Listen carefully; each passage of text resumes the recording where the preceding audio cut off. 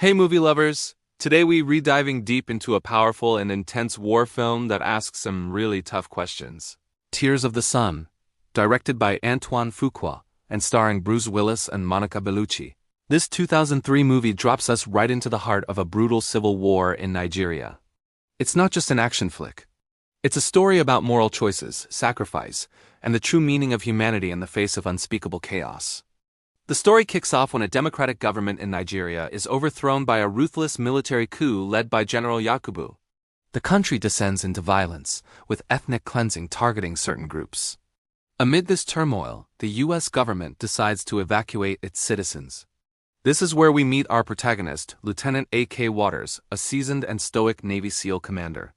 He and his 7-man team are given what seems like a straightforward mission: extract Dr. Lena Kendricks, an American citizen by marriage who runs a Catholic mission deep in the jungle.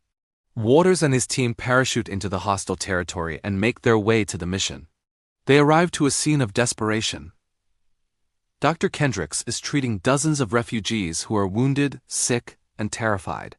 When Waters tells her they're there to rescue her, she flatly refuses to leave without her patients. She knows that if they are left behind, they will be massacred by the approaching rebel forces. This is the first major turning point of the film. Waters is a by-the-book soldier.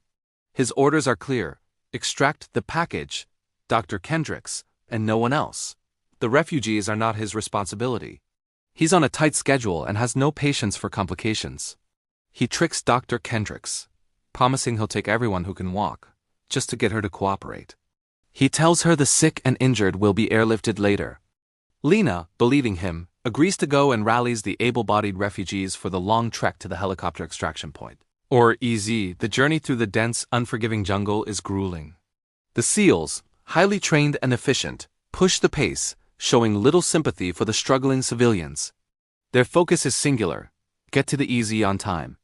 When they finally reach the extraction point, the helicopters descend and the devastating truth is revealed.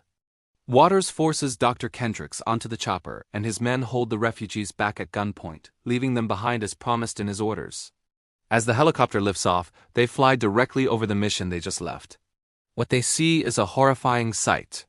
The rebels have arrived and are carrying out a brutal massacre, destroying the hospital and killing everyone left behind, the very people Lena was trying to save. This is the film's defining moment.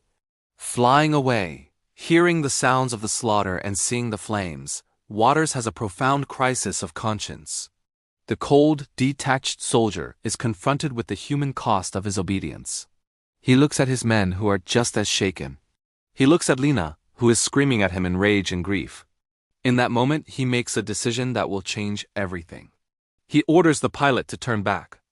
This single command defies his direct orders and puts his entire team and his own career at immense risk. They land back at the EZ, and Waters tells the shocked refugees he's taking them to the border of Cameroon, a neutral territory. The helicopters are too small to carry everyone, so they will have to walk. This decision transforms the mission from a simple extraction to a dangerous and unsanctioned humanitarian escort.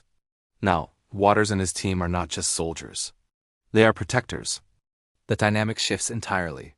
The SEALs begin to interact with the refugees, sharing food, water, and offering what little comfort they can. They are no longer just guarding a package. They are leading a group of people to freedom. The journey to the Cameroon border is fraught with peril. The rebel forces, led by the ruthless Captain Sadek, are relentlessly hunting them. They seem to know their every move. The SEALs soon realize there's a traitor in their midst. A refugee with a tracking device has been feeding their location to the enemy. This betrayal adds another layer of tension and paranoia to their already desperate situation. The SEALs have to be warriors and detectives at the same time, trying to find the mole while fending off ambushes. The jungle itself is an enemy. The terrain is brutal, and the refugees are exhausted and weak. One of the most powerful scenes involves the team discovering a village that has been ethnically cleansed by the rebels.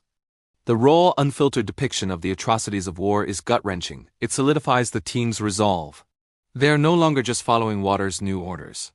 They understand why they are doing it. They have seen the face of the evil they are fighting. This discovery also leads to a key revelation. One of the refugees they are protecting is Arthur Azuka, the surviving son of the deposed Nigerian president. He is the rebels' primary target.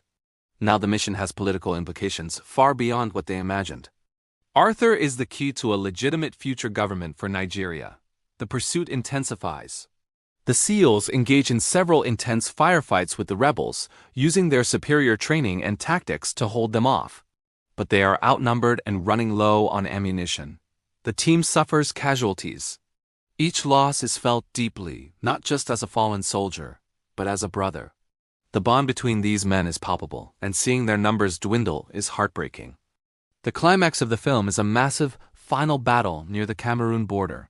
Knowing they can't outrun the rebels forever, Waters decides to make a last stand.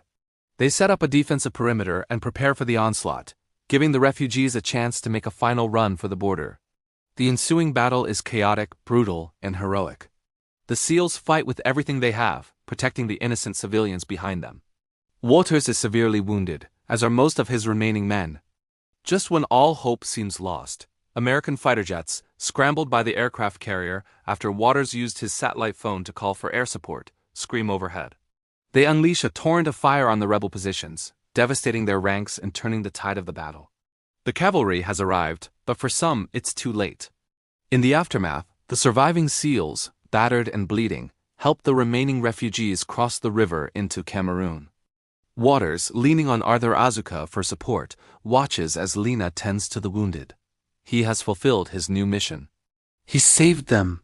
As the U.S. helicopters finally land on the Cameroon side to evacuate the American soldiers, Waters ensures the refugees, especially Arthur, are safe. The film ends with a powerful quote from Edmund Burke. "The only thing necessary for the triumph of evil is for good men to do nothing." Tears of the Sun is a film that stays with you. It's a raw and emotional portrayal of the moral dilemmas faced by soldiers in combat.